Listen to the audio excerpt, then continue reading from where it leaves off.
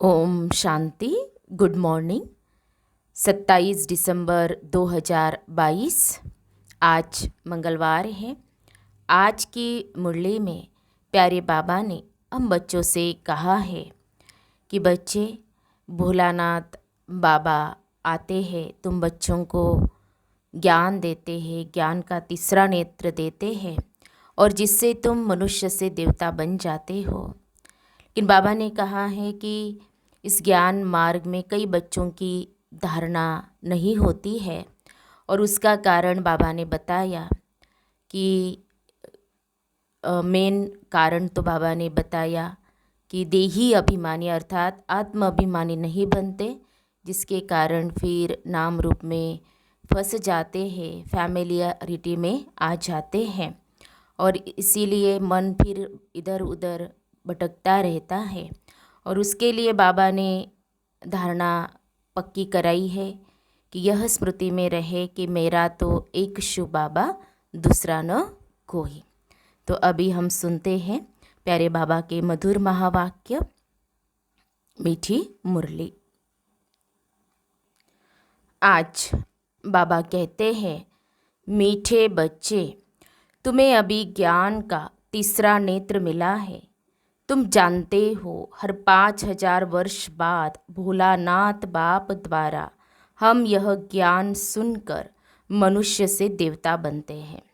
आज की मुरली में प्रश्न है, ज्ञान की धारणा न होने का मुख्य कारण क्या है? उत्तर है, बुद्धि भटकती है, एक के साथ पूरा योग नहीं है, देही अभिमानी नहीं बने हैं, इसलिए धारणा नहीं होती है। बाबा कहते हैं, बच्चे फैमिलियरिटी में नहीं आओ, एक दो के नाम रूप को मत याद करो, एक बाप दूसरा न कोई, यह पाठ पक्का कर लो।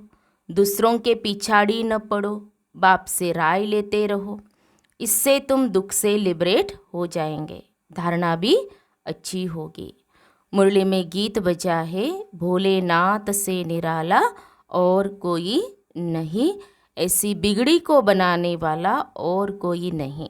ओम शांति। भोलानाथ है देने वाला। भोलानाथ शिव बाबा को तो कहते ही है, भोलानाथ होकर गया है और बरोबर बिगड़ी बनाकर गया है, आदि मध्य अंत का राज बताकर गया है। इसलिए भगत गाते हैं, तुम बच्चे जानते हो, जिस भोलानाथ का गायन है, जो बिगड़ी को बनाने वाला है, वह हमारे सम्मुख बैठा है। भगत भगवान को याद करते हैं, उनकी महिमा गाते हैं और बाप अपना पार्ट बजा रहे हैं। बाप ने ही आकर अपना परिचय दिया है बच्चों को। बच्चों की बुद्धि में बैठा है कि बाबा जो समझाते हैं वह बरोबर कल्प कल्प समझाते हैं। कल्प कल्प आकर पतित दुनिया को पावन दुनिया बनाते हैं, अभी बना रहे हैं। बहुतों को अभी पता पड़ा है, अभी बहुत है जिन्हों को पता नहीं है। वर्षा लेने वाले होंगे तो कल्प पहले मुआफिक आकर वर्षा लेंगे। तुमको पहले थोड़ी यह मालूम था कि बाबा आकर वर्षा देंगे, अभी मालूम पड़ा है। बरोबर भक्तों का रक्षक है, आदि मध्य अंत का ज्ञान सुनाते हैं। उनको ज्ञान का सागर कहा जाता है। दिल से लगता है बरोबर यह वही है जो भारत में आकर जन्म लेते हैं। इनका अलौकिक जन्म गाया हुआ है। भारतवासियों को आकर पतित से पावन बनाते हैं। पतित मनुष्य जो बुलाते हैं वह जरूर समझते होंगे, हम पावन थे, अब पतित बने हैं, फिर पावन बनना है। अभी बाप द्वारा तीसरा नेत्र मिलने से तुमने यह सब कुछ समझा है। तुम बच्चों का सारा दिन विचार सागर मंथन चलता रहेगा। सतयुग में पावन कौन थे? बरोबर देवी देवता ही थे। उस समय और कोई धर्म नहीं था। देवताओं के चित्र भी है और कोई नाम नहीं लेंगे, ऐसे नहीं कहेंगे चित्र है। श्री लक्ष्मी देवी, श्री नारायण देवता, अभी वह नहीं है। जब वह थे तो और कोई धर्म नहीं था। तुम बच्चों की बुद्धि में है कि बाबा हमको सत्य कथा सुनाते हैं, तो लोग कहते हैं यह ज्ञान तो हमने सुना नहीं है, क्योंकि उनको ड्रामा के राज का तो पता नहीं है। तुम कहेंगे यह तो कल्प कल्प तुम सुनते आए हो, क्या 5,000 वर्ष पहले नहीं सुनाया था? फिर यह क्यों कहते हो आगे कभी नहीं सुना है? कल्प पहले जिसने सुनाया था उस द्वारा तुम अभी भी सुन रहे हो। अच्छी रीति समझाना चाहिए। तुमने तो 5,000 वर्ष पहले भी यह ज्ञान सुना था। देवताओं को 5,000 वर्ष हुए हैं, उनको मनुष्य से देवता किसने बनाया? अभी भी वही बाप फिर से बनाएगा। 5,000 वर्ष बाद फिर से बाप को आना पड़ता है। रावण द्वारा पतित बने हुए को पावन बनाने। History geography must repeat. यह भी समझ में आता है, हिस्ट्री रिपीट होती है। सतयुग के बाद त्रेता, त्रेता के बाद द्वापर, द्वापर के बाद कलयुग, और कलयुग और सतयुग के बीच संगम युग में बाबा आते हैं। तो ये चक्र लगाते हैं कौन? देवी और देवता है। अभी कलयुग का अंत है। एक तरफ विनाश ज्वाला खड़ी है, दूसरी तरफ बाबा यहाँ आए हैं नई दुनिया स्थापन करने। अर्थ यह वही महाभारत लड़ाई है। समझते हैं इससे विनाश हो जाएगा मनुष्यों की दुनिया का। यह सबको समझ में आता है। पुरानी दुनिया का विनाश देखने में आता है। यह महाभारी महाभारत लड़ाई 5,000 वर्ष पहले भी लगी थी। कोई लाखों वर्ष की बात नहीं है। यह भारत ही स्वर्ग था, इन देवताओं का राज्य था। यह सतयुग के मालिक थे। चित्रों पर भी अच्छी रीति समझाना पड़ता है, इसलिए ही यह लक्ष्मी नारायण आदि के चित्र बनाए हैं। यो लक्ष्मी नारायण के चित्र तो भारत में ढेर है, फिर हम बनाते हैं क्यों? हम अर्थ सहित बनाते हैं। इसमें पूरा ज्ञान है। मनुष्य तो मुंझे हुए हैं, इसलिए समझाया जाता है सतयुग में इनों का राज्य था। बहुत थोड़े मनुष्य थे जो होकर गए हैं, वही फिर पुनर्जन्म ले पावन से पतित बनेंगे। यह दुनिया ही तमो प्रधान है, फिर पावन बनना है।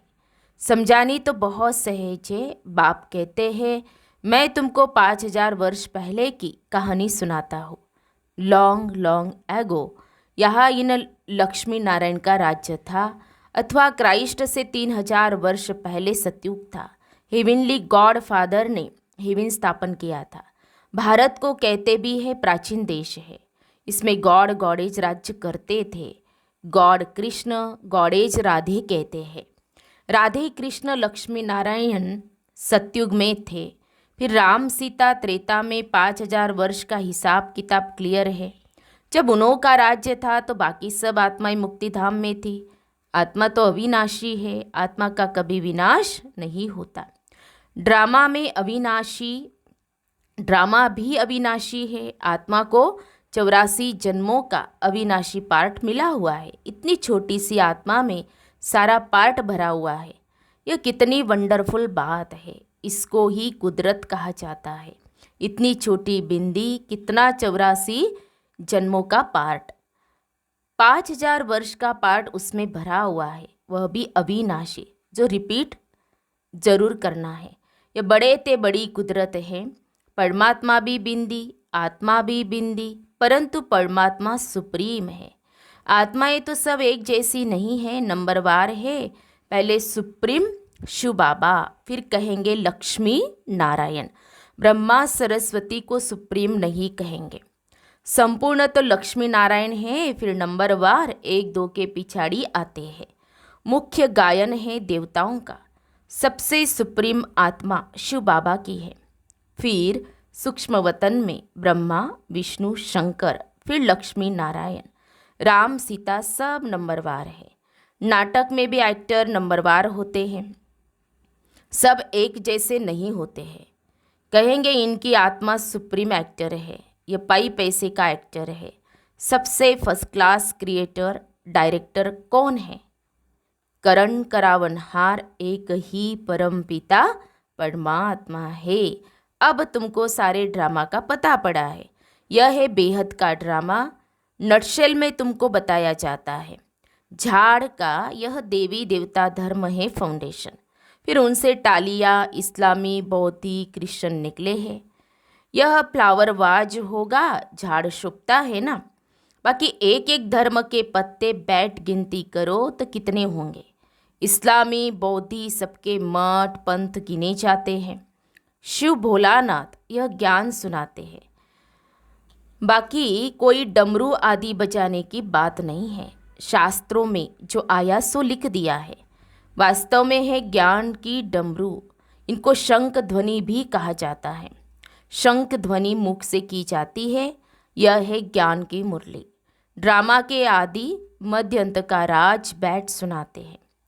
आत्मा बिंदी मिसल है जिसमें सारा पार्ट नुदा हुआ है। वह क्रिएटर है, वो एक्ट भी करते हैं। अच्छा पार्ट वह लेते हैं, नंबर बार तो होते हैं ना। यह है ही एक बाप क्रिएटर और सब पुनर्जन्म में आने वाले हैं। यह कभी पुनर्जन्म नहीं लेते हैं, इनका अलौकिक जन्म है। तुम जानते हो कैसे आकर प्रवेश किया है। दूसरी आत्माएं भी प्रवेश करती है ना।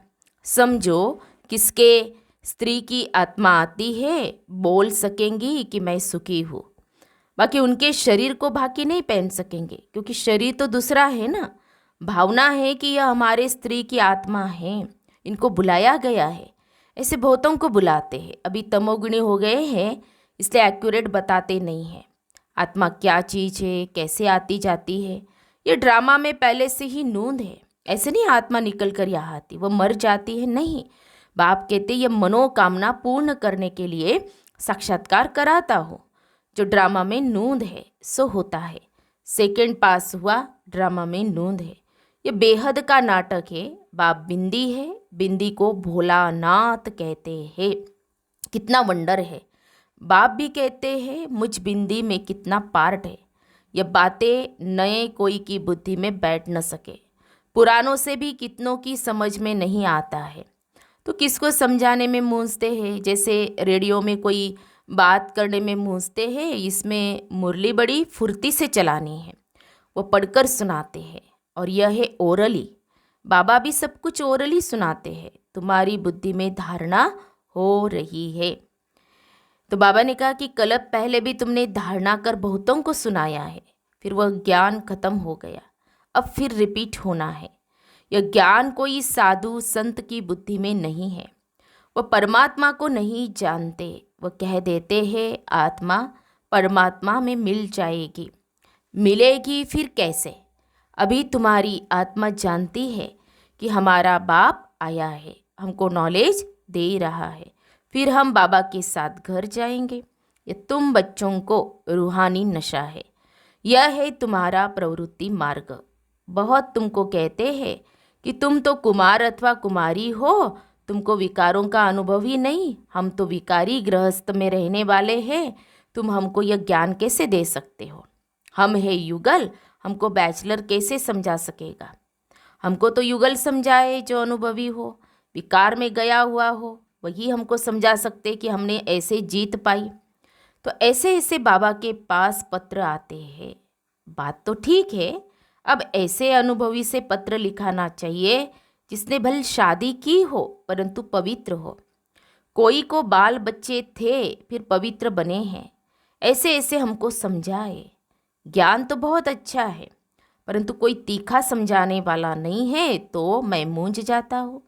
बहुत बातें सामने आती है तो अनुभवी समझाने वाला हो। अब पत्रों द्वारा तो किसको इतना समझा नहीं सकते, सम्मुख आकर मिले तो बाबा भी समझाए। ऐसे ऐसे बहुत युगल है जो अपना अनुभव सुना सकते हैं कि हम ऐसे प्रवृत्ति में रह श्रीमत का पूरा पूरा पालन कर रहे हैं। खान पान की भी पूरी परहेज रखते हैं। कोई समझाने वाला ठीक नहीं है तो मूंझ पड़ते हैं। सर्विस के लिए बुद्धि चलनी चाहिए। देही अभिमानी भी बनना है। कोई भी फैमिलियरिटी में नहीं आना चाहिए। मेहनत लगती है। माया घड़ी घड़ी फंसा लेती है। कर्मातीत अवस्था अभी हो नहीं सकती।